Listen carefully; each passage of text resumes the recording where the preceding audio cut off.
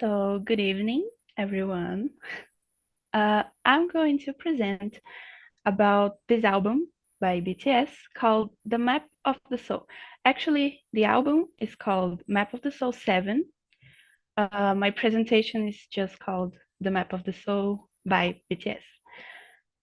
To give a brief introduction about the album, it was released by BTS, obviously, on February 21st of 2020, and it was inspired by Moraine Singh's book, Young's Map of the Soul, an Introduction.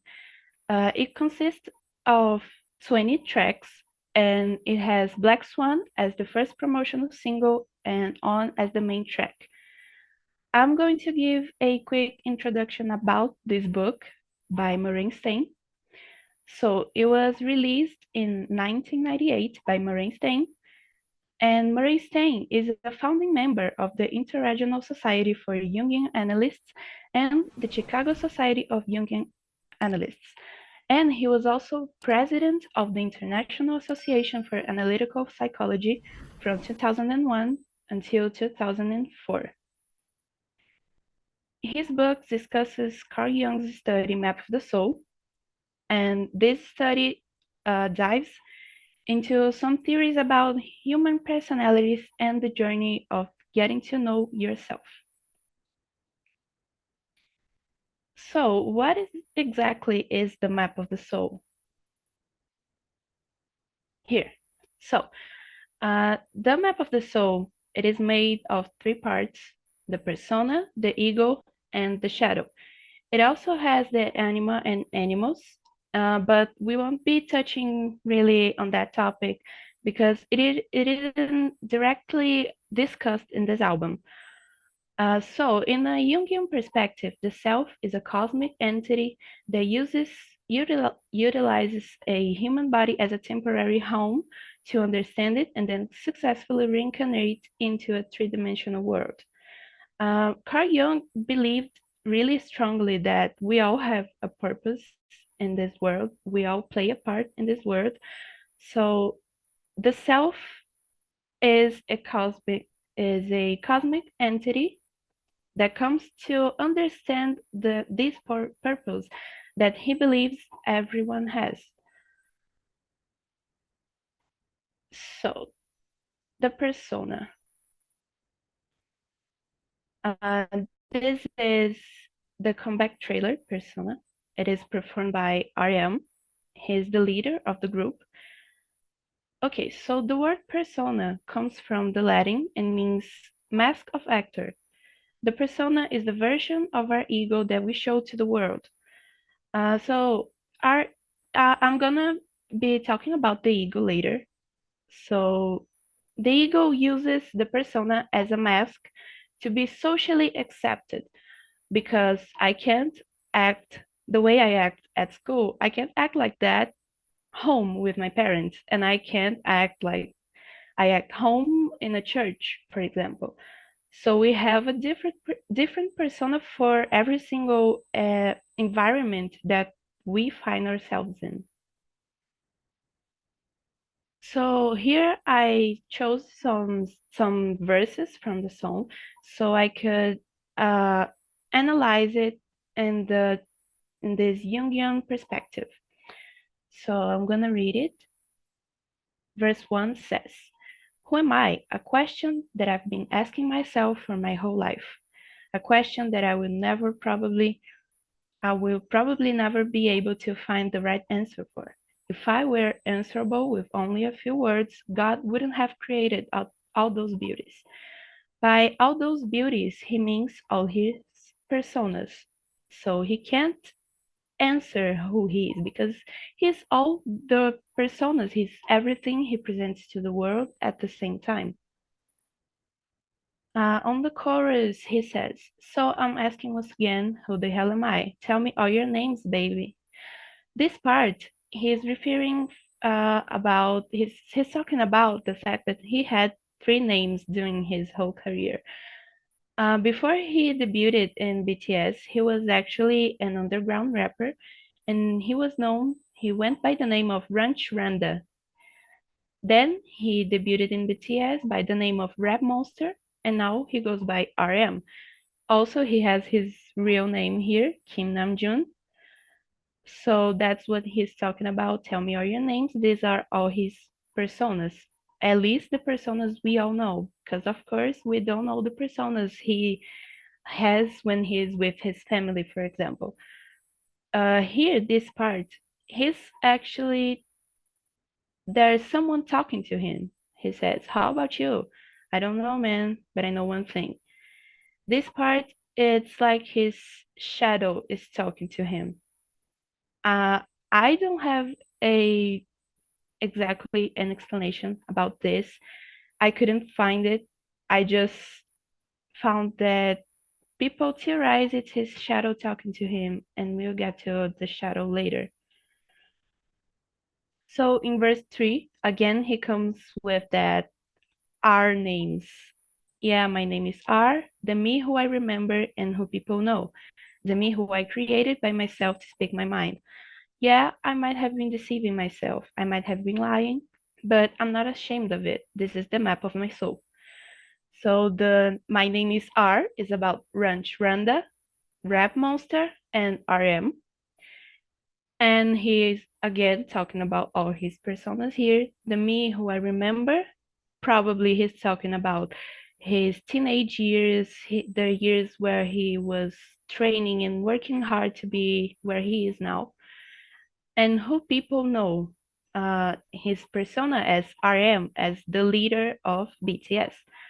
The me who I created by myself to speak my mind, also about his artist persona, because he created a whole identity to express his art. Uh, Here, though I might sometimes pretend I'm good and sometimes pretend I'm evil. Not too deep, it's just referring about the different faces you show to people. So again, continuing the verse 3, he says, the me who I want to be, the me who people want, the me who you love, and the me who I craft, the me who's smiling, the me who's crying sometimes, living and breathing every second, every moment, even now. So this concludes our section about intro persona. And we get to the shadow.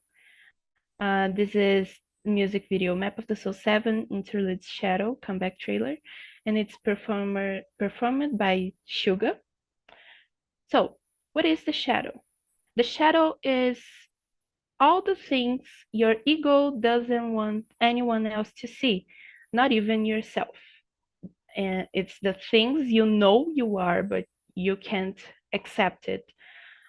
We are ashamed of our shadow, but we have to acknowledge it because we can't let it outgrow our beliefs.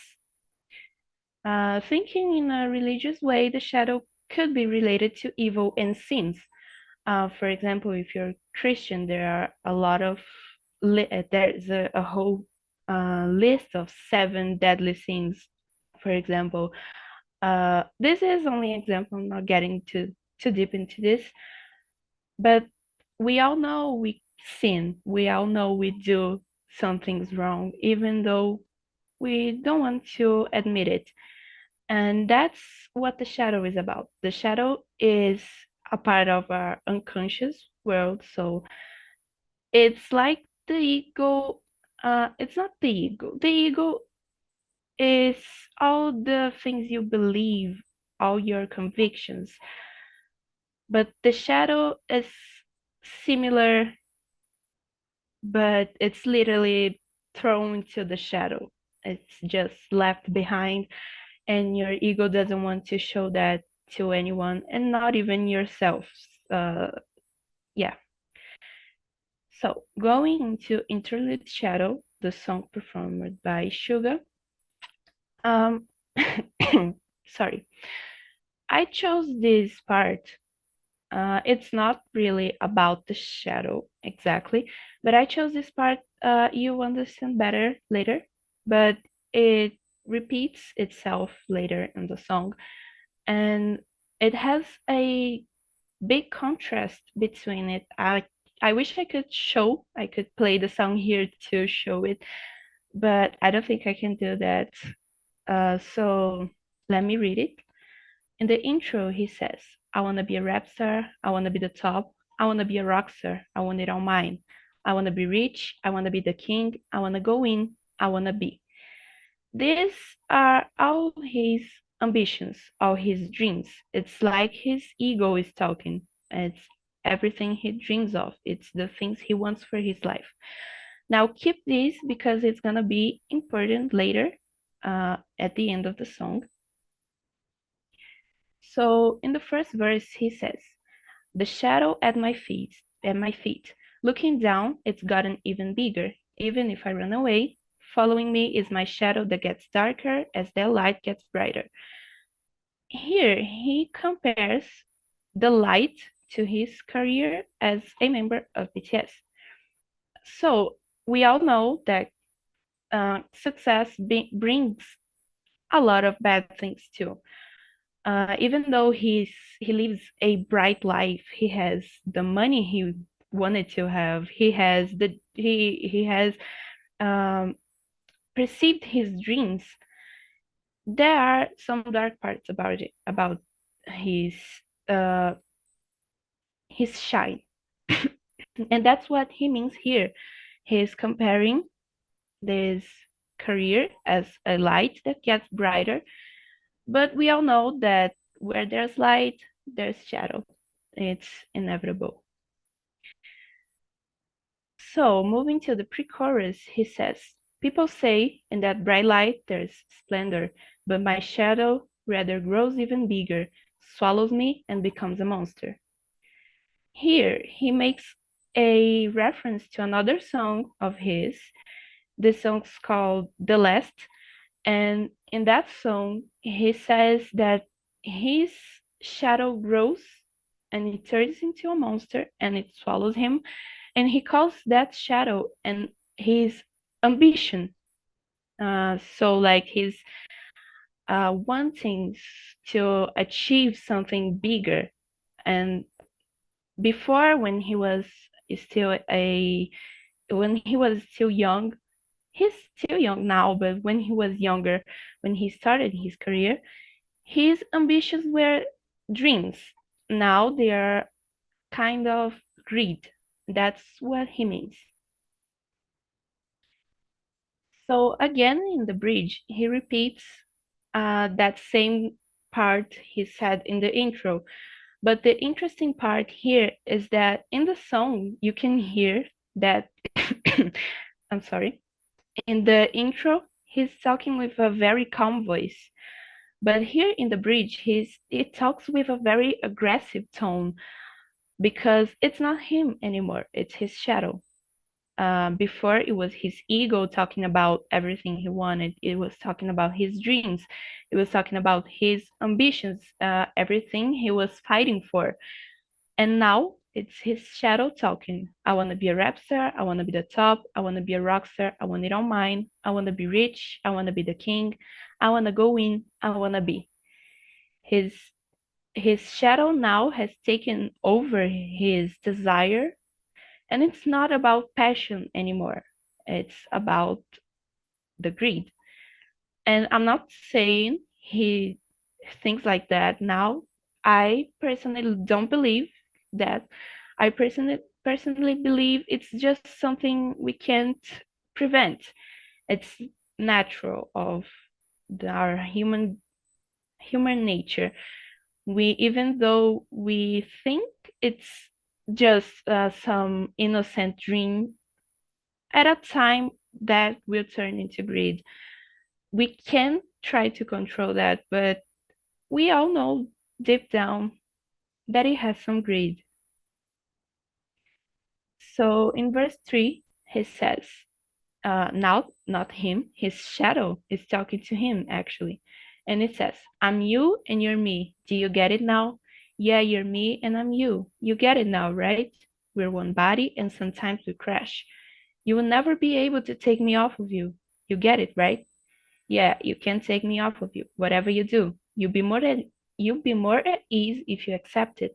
Success or failure, wherever you are, you can't escape. You can't escape wherever you go. So it's that thing I talked about. The shadow is inevitable. It is with us all the time.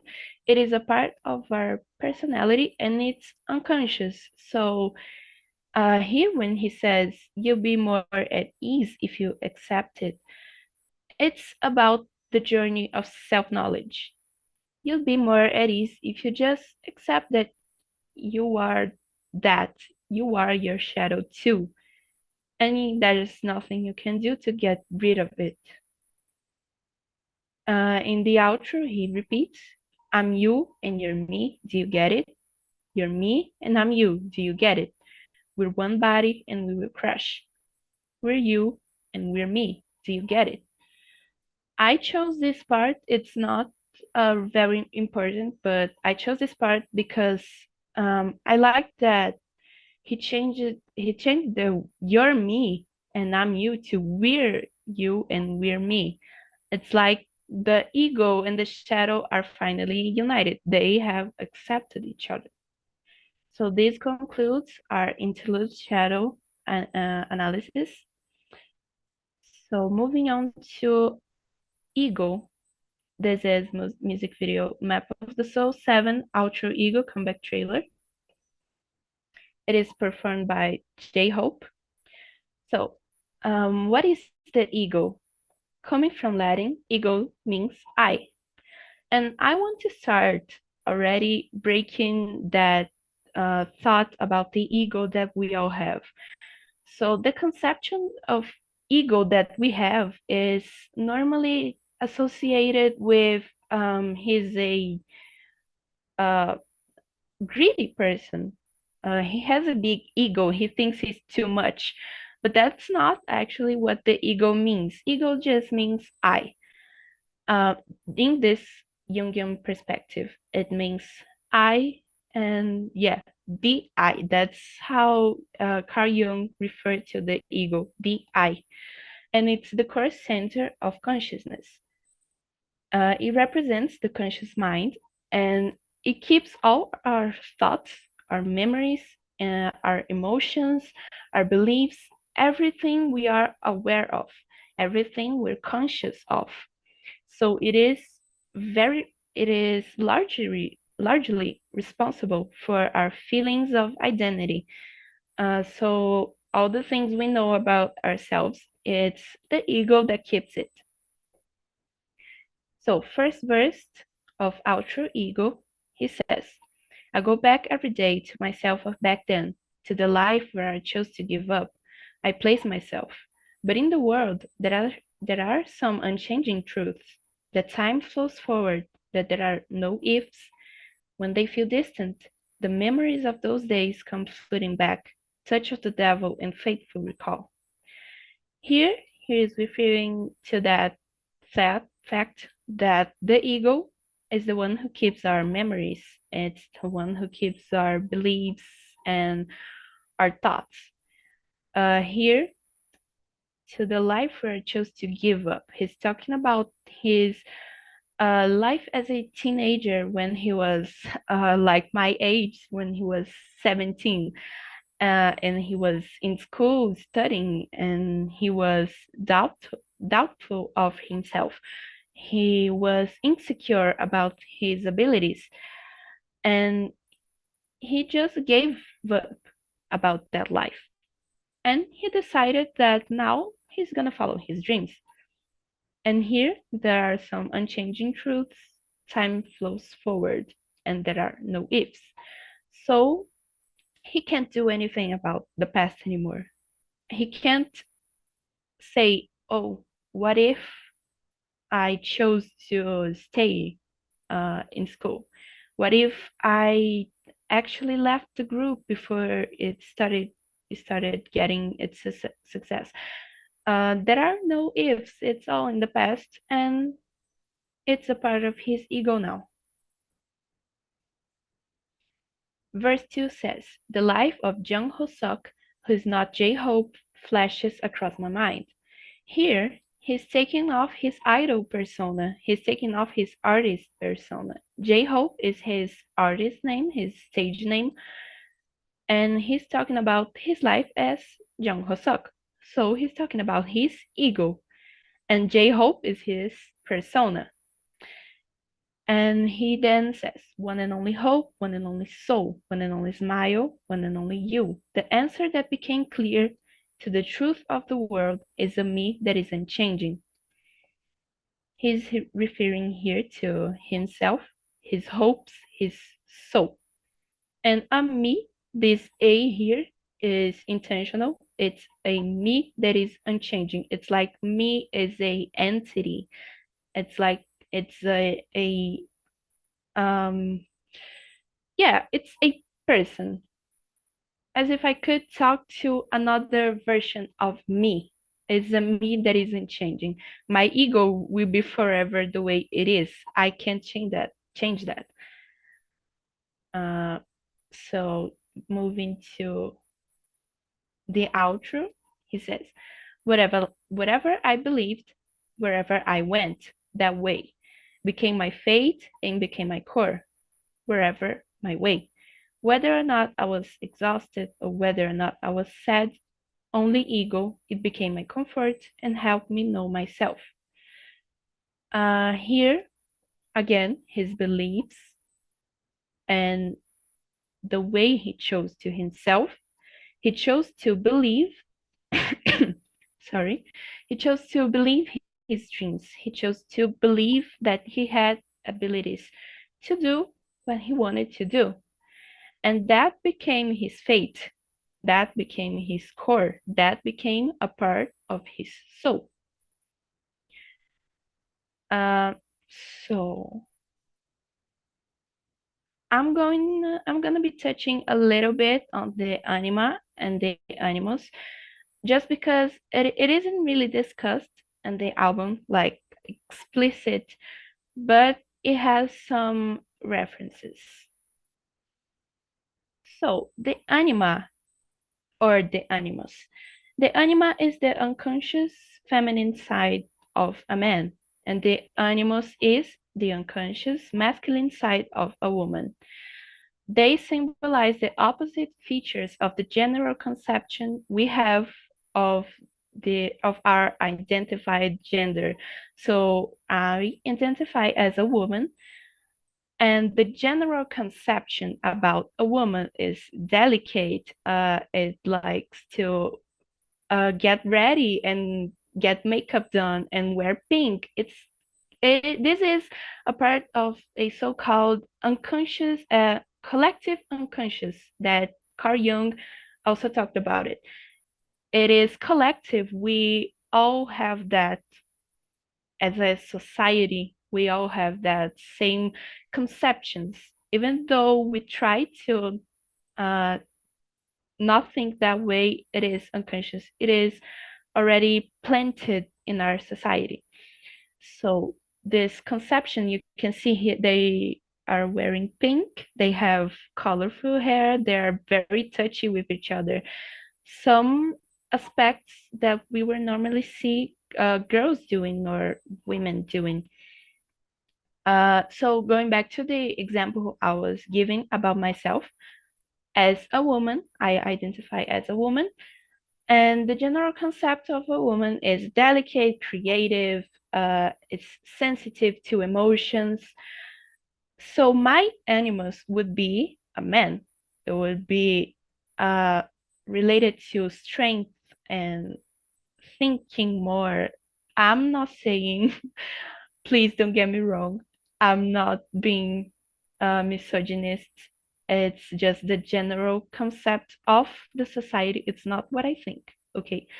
So the general concept of a man is a person who thinks, a person who is in charge, a person who has power, a strong person.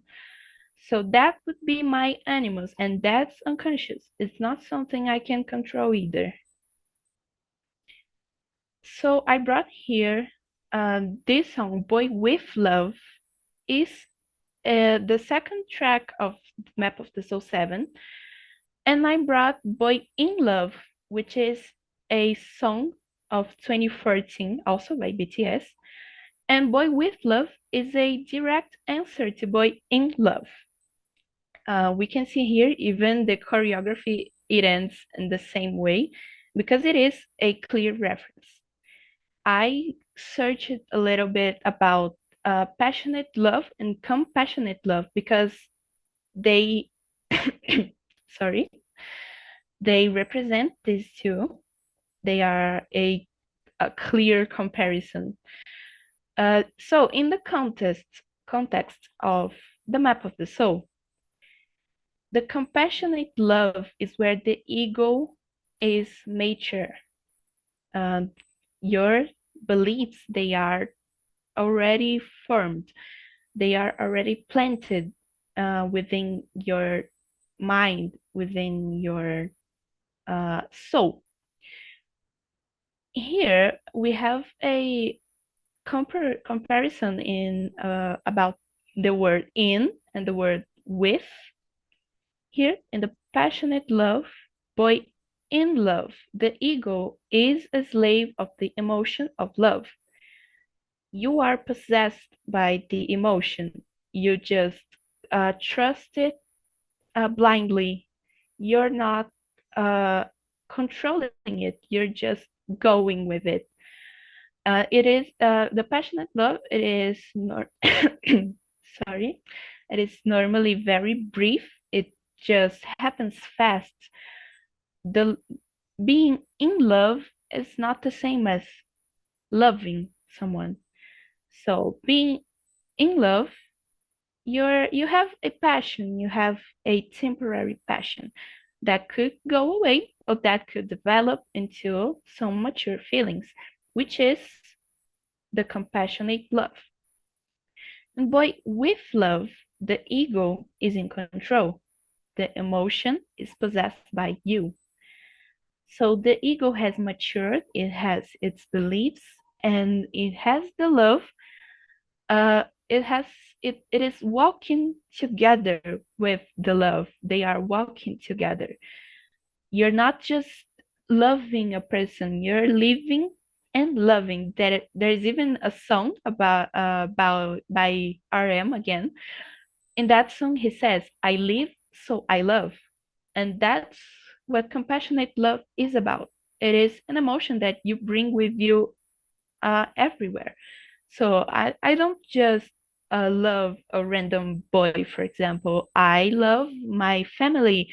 I love my life. I love myself. I love the world. I love my friends. I'm not afraid of having an emotion. And that's the general comparison they make here.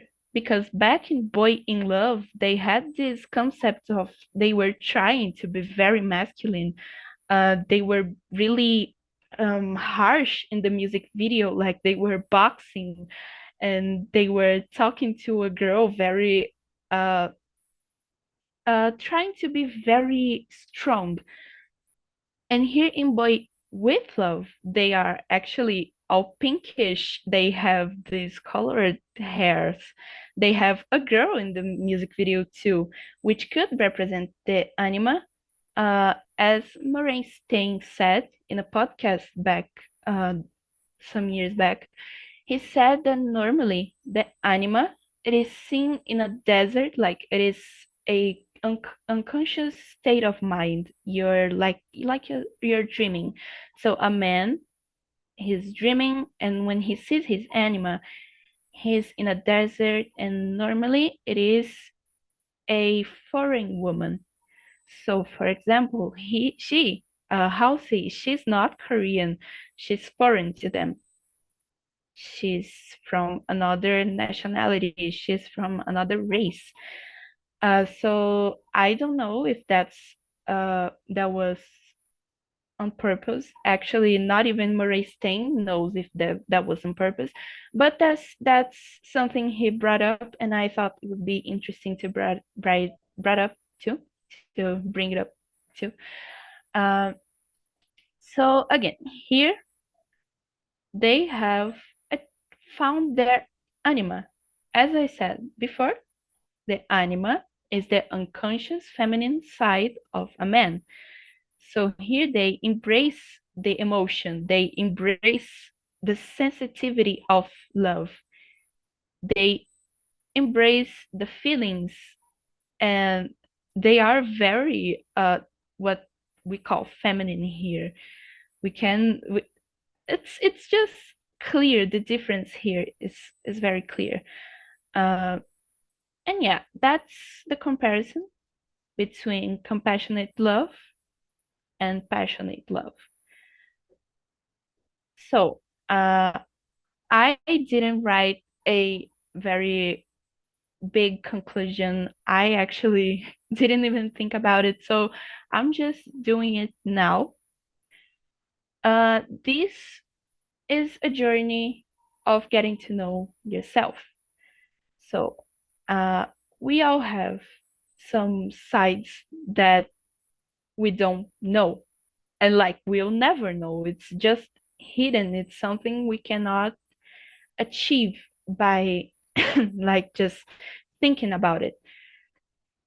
And Maureen Stain said in a podcast too that you can notice a line of development from song 1 to song 20. There are 20 tracks.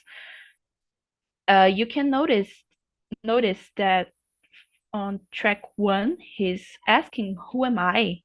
He's talking the persona. He's asking, who the hell am I? Tell me all your names. I want to know who you are. Like he's talking to all his personas. It's like his ego sorry, his ego is talking to all his personas. He's just taking out all of his masks, and he's trying to understand all of them. So there are some tracks in between intro persona and interlude shadow, but I can't talk about them because I don't have such a long time. But in between these songs, we can see the persona, the difference of the persona, the shadow, and the ego. Actually, I don't know why they chose to put uh, interlude shadow in the middle. I don't know why they didn't put interlude ego. I think maybe it would have sounded better in this context of the map of the soul, because that's how the map is made. Let me find it. It's first we have the persona, then we have the ego, and lastly, here it's gonna load. Wait a second. Here, first we have the persona, and second we have the ego. In the middle we have the self, and then shadow, and lastly the anima and animus. So I'm not quite sure why they inverted these two. They put the shadow before the ego. But as I was saying, Maurice Stain said there is a line of development in between these songs. So maybe uh, the the last song, Ego, it's just put there because the ego finally accepted the rest. That's just my guess, though. I'm not sure. And yeah, I think we're done. Let me check here.